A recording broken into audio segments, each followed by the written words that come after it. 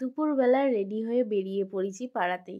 পাড়াতে বলতে এটা আমি যাচ্ছি আমার বান্ধবীর বাড়িতে আইবুড়ো ভাত খেতে। তো সেই জন্য আমি একটা সুন্দর শাড়ি পরে রেডি হয়ে গিয়েছি। আর এই শাড়িটাই ছিল মিতালির মায়ের শাড়ি। তো আমাকে মিতালি দিল যে এই শাড়িটা পর। তো আমি বাড়ি থেকে পরে এলাম, ব্লাউজ ম্যাচিং করে চলে এসেছি। কেমন লাগছে অবশ্যই জানিও। এই সিম্পলভাবেই সেজেছি। তো মিতালির এটা হচ্ছে বেডরুম। তো বেডরুমের আয়নাতে আমি দেখে নিয়েছি কেমন লাগছিল। আর এইদিকে টেবিলটা আস্তে আস্তে সাজানো চলছে।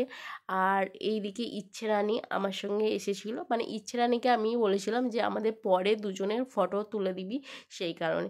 আর ওইদিকে মিতালি সব রেডি করছে, মানে থালিগুলো সব সাজানো হচ্ছে।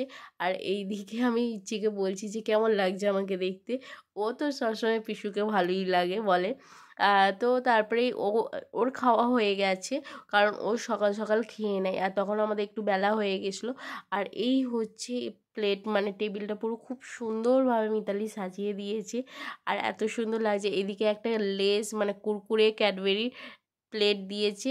তো আমার খুব ভালো লেগেছে এটা দেখার পর। আর এদিকে খুব সুন্দরভাবে একটা একটা গোটা গোটা, অনেক কোচানো পাপড়ি থাকে, এখানে গোটা গোটা ফুল দিয়ে মিতালি সাজিয়ে দিয়েছে। আর প্লেটগুলো খুব সুন্দর লাগছে। আর এই যে এখানে লেস, তারপরে কিটক্যাট আছে, পার্ক আছে, সব রকমের চকলেট আছে মিক্সড করে।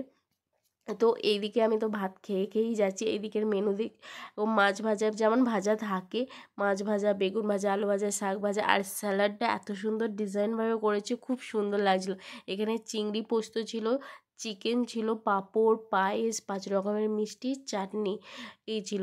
তারপরেই আমি খেতে বসে পড়লাম। তো মিতালি বললো এবার আর খেতে বসে পড়। আর মানে অনেক ফটো সব কিছু তোলার পর দিয়ে তারপর মিতালিও ওই সাইডে খেতে বসলো, আর আমিও বসলাম। চলো বাই, আর লাইক করে দিয়ে যাও, বাই।